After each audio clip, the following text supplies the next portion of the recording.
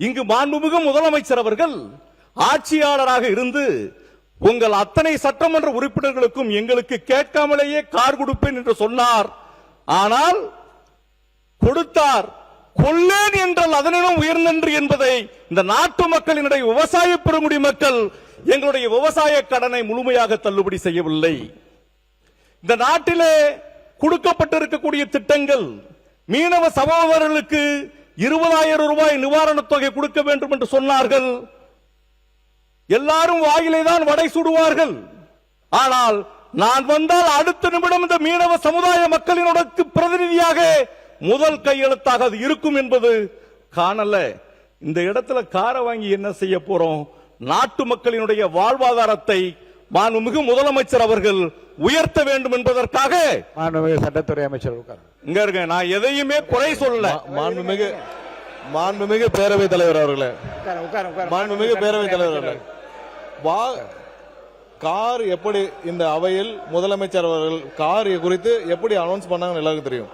அதாவது விடுதலை சிறுத்தை கட்சியை சேர்ந்த உறுப்பினர் அவர்கள் வேண்டுகோள் விடுத்ததற்கு இணங்க முதலமைச்சர் அவர்கள் அதை பணிவாக பரிசீலித்து அதை கார் அனௌன்ஸ் பண்ணாங்க. நாங்கள் எல்லாம் எல்லா தொகுதிக்கும் போறோம், எல்லாரும் தொகுதிக்கு போறோம், எல்லாரும் பாக்குறோம். பல உறுப்பினர்கள் சொன்னாங்க 5 கார் வச்சிருக்கோம், 10 கார் வச்சிருக்கோம்னு. 5 கார் 10 கார் வச்சிருக்கிறதுலாம் பிரச்சனை இல்லை, தொகுதியில போய் சுத்தி பார்க்கணும். ஏன்னா ஒவ்வொரு உறுப்பினர்களும் இன்னைக்கு இருக்கிற எம்எல்ஏக்கெல்லாம் நாங்கள் போறப்போ, கடந்த வாரம் நான் ஒரு கிராமத்துக்கு போனேன். அந்த கிராமத்திற்கு இதுவரைக்கும் சட்டமன்ற உறுப்பினரே வந்ததில்லை. நீங்க 5 கார் 10 கார் வச்சிருக்கலாம் பிரச்சனை இல்லை. சட்டமன்ற உறுப்பினர் மக்கள் பணியை செய்வதற்கு அவர்களுக்கு வாகனம் தேவை. இன்னைக்கு இருக்கிற தாசில்தார் லெவல்ல இருந்து எல்லாருக்கும் வாகனம் இருக்கு. வாகனம் தேவை, சட்டமன்ற உறுப்பினர் தேவை என்பதை அறிந்து முதல்வர் அவர்கள் சட்டமன்ற உறுப்பினர்கள் மக்களை சந்திச்சு மக்கள் குறைகளை கேட்டு இங்க அவையிலையும் அமைச்சர்களும் தெரிவிக்க வேண்டும் என்ற ஒரே காரணத்திற்காக சட்டமன்ற உறுப்பினர்களுக்கு வாகனத்தை வழங்கியுள்ளார். நீங்க அதை குறித்து திரும்ப திரும்ப நீங்கள் இதை கொண்டு வருவீர்கள். ஆனால் இன்னும் விரிவாக நீங்க போய் உங்க தொகுதிகளில் இதுக்கு முன்னாடி 5 முறை சட்டமன்ற உறுப்பினர் வந்திருக்கீங்க, 6 முறை வந்திருக்கீங்க. தொகுதியில் போய் பாருங்க. இப்ப நான்லாம் போய் பாக்குற ஊர்ல இது வரைக்கும் எங்க கிராமத்திற்கு எம்எல்ஏ வரலன்றாங்க. 5 கார் இருந்து 6 கார் இருந்து என்ன பிரயோஜனம்? இனிமேல் பாருங்க, சட்டமன்ற உறுப்பினர் போய் கிராமத்துல போய் மக்களை போய் பாருங்க என்பதை தெரிவித்துக் கொண்டு, இது போல தேவையில்லாத விஷயங்களை கொண்டு வருவதனால்தான் மீண்டும் உருவாகுது என்பதை தெரிவித்துக் கொள்கிறேன். மக்கள் நலத்துறை அமைச்சர் மாண்புமிகு பேரவைத் தலைவர் அவர்களே, நாங்க இந்த விவாதம் ரொம்ப ஆரோக்கியமா நடக்கணும், சுமூகமா நடக்கணும் தான் எல்லாம் விரும்புறோம். மாண்புமிகு உறுப்பினர் பேசுறப்ப சொன்னாரு வாயில வடை சுட்டோம் அப்படின்னு சொல்றாங்க. யாரு வாயில வடை சுட்டாங்க? மக்கள் யாருக்கு அதனால தீர்ப்பு வழங்கினான்னு மக்களுக்கு நல்லா தெரியும். அப்புறம் சொன்னாங்க இப்ப நம்ம செஞ்சதெல்லாம் ஆட்சிக்கு வந்த 100 நாள் தான் ஆச்சு. ஆட்சிக்கு வந்தது 100 நாள் தான் ஆச்சு. இப்ப இவங்க எல்லாம் கொடுக்க முடியுமா? இந்த திட்டங்களை நான் அறிவிச்ச தேர்தல் வாக்குல நிறைவேற்ற முடியுமான்னு கேட்டவங்களுக்கு எல்லாம் ஒவ்வொரு 110 விதியின் கீழே மாண்புமிகு முதலமைச்சர் ஒவ்வொரு திட்டமா அறிவிச்சு தான் இருக்காரு. இப்ப பாத்தீங்கன்னா இலவச பெண்களுக்கு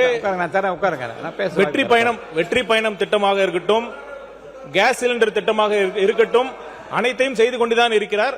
இன்னொரு விஷயம் நான் சொல்லிக்கொள்ள விரும்புறேன். நான் எல்லாம் படிச்சு பார்த்தேன், கொள்கை விளக்க அறிக்கையை படிச்சு பார்த்தேன். எதுவுமே புதுசா இல்லைன்னு பாத்தீங்கன்னா, இப்ப பாத்தீங்கன்னா இந்த ஆட்சி அதிகாரங்கிறது தொன்று தொட்டு இருக்கு.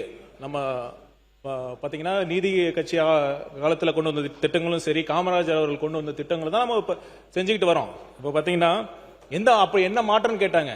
ஆட்சி வந்தது பிறகு வீடு கட்டும் உரிமையாக இருக்கட்டும், கட்டிடம் கட்ட உரிமையாக இருக்கட்டும், நேர்மையான முறையில ஒரு ஸ்கொயர் ஃபீட்டுக்கு எவ்வளவு கொடுக்காம நம்ம அனுமதி கொடுத்துட்டு இருக்கோம். இதுதான் மாற்றம். இந்த மாற்றம் பண்ணிட்டு தான் இருக்கோம். மாற்றம் இல்லைன்னு எப்படி சொல்றீங்க? இதுதான் பெரிய புரட்சி. நன்றி. மாண்பு பேரவைத் தலைவர் அவர்களே, வாயில வடை சுடுறோம் நாங்க சொல்ல, நீங்க தான் சொன்னீங்க. உறுப்பினர் இல்ல இல்ல, நீங்க சொன்னதுதான் அவர் சொன்னார். மேல சட்டத்துறை அமைச்சர் சொன்னார். நீங்க கார் வேணுங்கிறவங்க, நீங்க சட்டத்துறை அமைச்சர் சொன்ன கார் வேணுங்கிறவங்க நீங்க தொகுதியை சுற்றுப்பாடு இருக்கு. அவரை நீங்க போல ஒரே தொகுதியில 3 தடவை வெற்றி பெற்றிருக்கார். 3வது தடவை ஒரே தொகுதியில 3 முறை வெற்றி பெற்றிருக்கிறார். மக்கள் நன்மதிப்பை பெற்றிருக்கிறார். அதுவா முக்கியம். அதை பார்த்து அவை முன்னவர் பேரவைத் தலைவர் அவர்களே, மாண்பு சட்டமன்ற உறுப்பினர்கள் தங்கள் பணிகளை ஆற்றுவதற்கு அரசின் சார்பாக வாகனங்கள் வழங்குற போது யாருக்கு ஒரு தனி மரியாதை இருக்கு. நீங்க எத்தனை கோடியில் கார் ஓட்டினாலுமே அரசு கொடுக்கின்ற காரிலே போகிற போது அதற்கு தனி மரியாதை இருக்கும் ஒன்று. ஆனால் எங்களை பற்றி நீங்கள் சொல்லுகிற போது கார் ரேஸுக்கு 24 கோடி செலவு பண்ணீங்களா? அதெல்லாம் யாரப்பா காசு?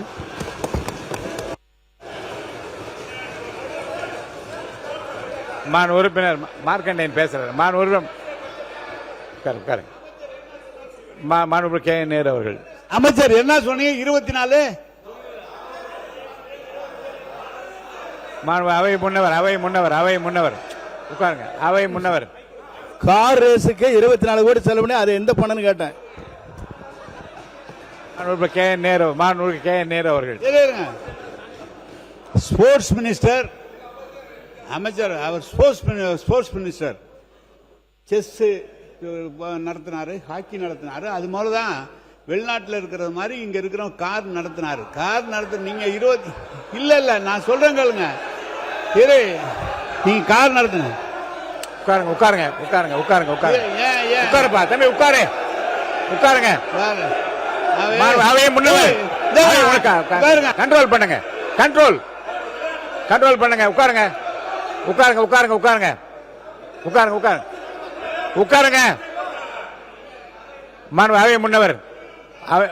அவை முன்னவர் உட்கார சொல்லுங்க. எங்க அரசு கொறடா? எங்க அரசு கொறடா? பேரவைத் தலைவர் அவர்களே, அரசு கொறடா எங்க பாக்குறீங்க? இங்க அரசு கொறடா கண்ட்ரோல் பண்ணுங்க. உட்கார சொல்லுங்க எல்லாரையும். அவர் ஸ்போர்ட்ஸ் மினிஸ்டர் சொல்ல, அவர் விளையாட்டுத்துறை அமைச்சராக இருந்தார், அதனால செய்தார்னு சொன்னீங்க. இதுக்கெல்லாம் 24 கோடி செலவு பண்றவர் சட்டமன்ற உறுப்பினருக்கு வாகனம் வாங்கி தருவதை பற்றி நீங்கள் பேசுவது எவ்வளவு நிலையில இருக்கிறீர்கள் என்பதுதான் என்னுடைய கேள்வி.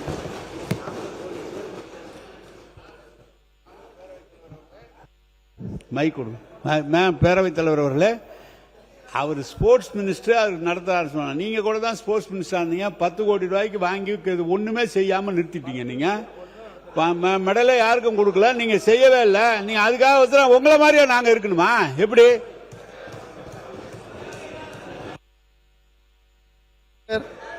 இல்ல நீங்க ஆதார் இருந்தா சொல்லுங்க. இப்ப நீங்க செய்யலன்னு சொல்லுங்க. இருங்க, கார் ரேஸ்க்கு நீங்க செலவு பண்ணியான்னு சொல்லுங்க. அவை முன்னவர் பேசுங்க. இல்ல உட்காருங்க. நீங்க அண்ணே உட்காருங்க. அண்ணே இருங்கண்ணே, உட்கார சொல்லுங்க. அதனால கேட்கறேன். நான் சொல்றேன். உறுப்பினர் உட்காருங்க. இந்த கார் பிரச்சனை உட்காருங்க. தயவுசெய்து உட்காருங்க. பாருங்க உட்காருங்க. இந்த இருங்க, உட்காருங்க. இந்த கார் பிரச்சனை பற்றி இல்லைங்க. இந்த கார் பிரச்சனை பற்றி தயவுசெய்து ஒரு முடிவுக்கு வாருங்க. ஏன்னா ஒரு மாண்புமிகு உறுப்பினர் அவர் தன்னுடைய இயலாமை குறித்து, பொருளாதார நெருக்கடி குறித்து, இதே போன்று மற்றவர்களுக்கும் சிரமம் இருக்குமோ என்று கருதி ஒரு கோரிக்கை வைத்தார். மாண்புமிகு முதலமைச்சர் அவர்கள் உடனடியாக அப்படி யார் யாருக்கு கார் தேவைப்படுமோ என்று கணக்கெல்லாம் எடுத்து பார்க்காமல் எல்லோருக்கும் வாரி வழங்க வேண்டும் என்ற அடிப்படையில் கார் திட்டத்தை அறிவித்தார். இதிலே திராவிட முன்னேற்ற கழகத்தை பொறுத்த வரைக்கும் எங்களுக்கு வசதி வாய்ப்பும் இருக்கிறது, மற்ற பிரச்சனைகளில் நீங்கள் கவனம் செலுத்துங்கள், எங்களுக்கு தேவையில்லை என்று சொன்னபோது, தேவை இருக்கின்றவர்கள் அந்த வாய்ப்பு எங்களுக்கு ஏற்கனவே இருக்கிறது என்று கருதுகின்றவர்கள் வேண்டாம் என்று சொன்னால் அதில் தடை எதுவும் யாரும் சொல்ல முடியாது. ஏன்னா இந்த கார் பிரச்சனையை பற்றி தொடர்ந்து பேசுவதை நீங்கள் தவிர்க்க வேண்டும் என்று கேட்டு, ஏன்னா ஒரு உறுப்பினருடைய உள்ளக்கடைக்கை புரிந்து கொண்டு, அவர் அவசியத்தை புரிந்து கொண்டு, அதே போன்று விரும்புகிற, வாய்ப்பை பயன்படுத்திக் கொள்ள விரும்புகிற, இன்னும் கூட பல்வேறு நிலைகளை சிரமத்திலே இருக்கக்கூடிய மாமன்ற உறுப்பினர் அதை உறுதியாக அதை பயன்படுத்திக் கொள்ளுகின்றவர்களுக்காகத்தான் இந்த திட்டம் அறிவிக்கப்பட்டிருக்கிறதே தவிர, எனக்கு 10 கார் இருக்குது, 4 கார் இருக்குது, நான் தேவையில்லை என்றால் இங்கே வந்து பதிவு பண்ண தேவையில்லை. அது தேவையற்ற ஒரு செய்தியாக நான் கருதி இங்கே விட்டுருங்க. வேறு உட்காருங்க. நீங்க இல்லைங்க, உட்காருங்க. அதுக்காக வந்து இருங்க.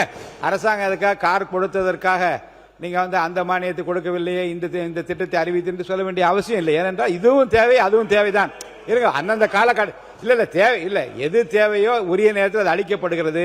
விரைவாக தொகுதிகளுக்கு சென்று தங்கள் பணிகளை ஆற்றுவதற்கு இது ஏதுவாக இருக்குமேனால், அது பயனுள்ளதாக இருக்குமேனால் அதை செய்ய வேண்டும் என்கின்ற முதல்வருடைய அறிவிப்பை நான் வரவேற்று அதோடு நிறுத்திக் கொள்ள வேண்டுமே தவிர, இதை ஒரு பிரச்சனையாக்கி இதை கொடுத்தீர்கள், அதை ஏன் கொடுக்கவில்லை, இதை ஏன் கொடுக்கவில்லை என்று கேட்பதில் எனக்கு உடன்பாடு இல்லை.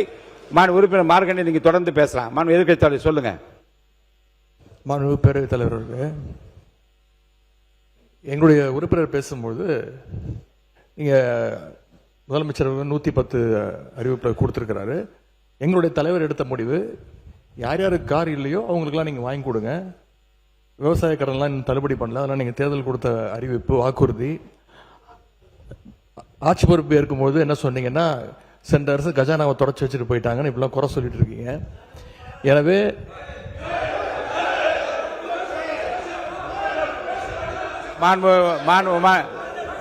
பாருங்க, ஒன்று சொல்லிடுறேன். இந்த பக்கமா கொஞ்சம் இருங்க, அமைதியா இருங்க. நீங்க மாண்பு அமைச்சர், நீங்க கூட பேசக்கூடாது. மாண்பு அமைச்சர், இந்த பக்கமாக இருந்தாலும் சரி, அந்த பக்கமாக எந்த பக்கத்தில் இருந்து தேவையற்ற குரல் வந்தால் நடவடிக்கைக்கு உள்ளாவில் என்று நான் மீண்டும் மீண்டும் எச்சரிக்கை விரும்புகிறேன். மாண்பு எதிர்க்கட்சி தலைவர் பேசினா ஒரு மரியாதை கொடுத்து அவர் பேச அனுமதியுங்கள். அவை முன்னவர் பேசினா அவர் பேசுகிற போதே நீங்கள் தான் எழுந்திருக்கிறீர்கள், இதெல்லாம் முறையல்ல. மாண்பு எதிர்க்கட்சி தலைவர் நீங்க சுருக்கமாக கருத்து சொல்லுங்க. எனவே எங்களுடைய திராவிட முன்னேற்ற கழகம் எடுத்த ஸ்டாண்ட் வந்து அரசு வந்து கண்டிப்பா யாருக்கெல்லாம் கார் தேவையோ அந்த நிலைமையில் இருக்கிறவங்க வாங்கி கொடுங்க. திராவிட முன்னேற்ற கழக உறுப்பினர்களுக்கு தேவையில்லை என்று நாங்கள் தெளிவாக சொல்லிவிட்டோம். நீங்களும் கார்லாம் யாரும் வாங்கி கூடாதுன்னு நாங்கள் யாரும் சொல்லவே இல்லை. கார் வாங்கிக்கோங்க, எல்லா தொகுதியும் சுத்துங்க. எங்களுடைய சட்டமன்ற உறுப்பினர் இல்ல, காரை சுற்றி அந்த விவாதம் வேண்டாம் என்று நான் சொல்றேன். எங்களுடைய சட்டமன்ற உறுப்பினர் தொடர்ந்து 3வது முறையாக தொகுதியில் நின்று மக்களுடைய வாக்குகளை பெற்று ஜெயிச்சுட்டு வந்திருக்கிறார். எனவே அவரை கொச்சைப்படுத்தி பேசக்கூடாது. அதே போல இங்க ஒரு கார் ரேஸை பற்றி இங்க ஒரு ஆர்குமெண்ட் வருது, ஒரு பேச்சு வருது. இது வந்து நீங்க அது வந்து ஒரு இன்டர்நேஷனல் ரேஸ். அது முதலாக ஏசியாவிலே முறையாக சிட்டிக்குள்ள இரவு நேரத்தில் நடத்தி காட்டுவோம் அப்படின்னு நடத்தி காட்டினோம். இதை தடுப்பதற்கு அப்போது பல பேர் கோர்ட்டுக்கெல்லாம் போனாங்க. இது பாதுகாப்பு இல்லை, இவ்வளவு ரொம்ப ஸ்பீடா போகும் காரெல்லாம், அதெல்லாம் நிப்பாட்டணும்னு எவ்வளவு முயற்சி பண்ணாங்க. ஆனா அவங்களெல்லாம் கோர்ட் வந்து கடுமையா கண்டிச்சது. இது வந்து ஒரு இன்டர்நேஷனல் ஈவெண்ட்டை வந்து நீங்க தடுத்து நிப்பாட்டுறது முயற்சி செய்றீங்க, இதை நீங்க நடத்த வேண்டும் என்று வெற்றிகரமாக எங்களுடைய ஆட்சியில் அதை நடத்தி காட்டணும். கார் ரேஸை கொச்சைப்படுத்துவது நீங்க எங்களை கொச்சைப்படுத்தவில்லை, அந்த விளையாட்டு வீரர்களை நீங்கள் கொச்சைப்படுத்துறீங்க. மக்கள் நலத்துறை அமைச்சர் தலைவர் அவர்களே, இப்ப கார் கொடுத்தது அரசுக்கு இப்ப மாதிரி நிதி பற்றாக்குறை இருக்கு, கார் கொடுத்துருக்கீங்க அப்படின்னு தவிர்க்கலாம் நீங்க சொன்னீங்க. சென்ற ஆட்சியில நீங்க நிதி பற்றாக்குறை காரணமா தான் மகளிர் உரிமை தொகை கூட லேட்டா ரொம்ப 24 மாதம் கழித்து தான் நீங்க அறிவிச்சீங்க. என்ன சொல்ல வரேன்னா, அப்ப நிதி பற்றாக்குறை இருக்குன்னு தெரிஞ்சும் அரசு செலவுல கலைஞர் அவர்களுக்கு கடல்ல பேனா வைக்கலாம்னு சொன்னீங்கல்ல, அந்த திட்டம் மட்டும் எப்படி அதனால ஒவ்வொரு அரசு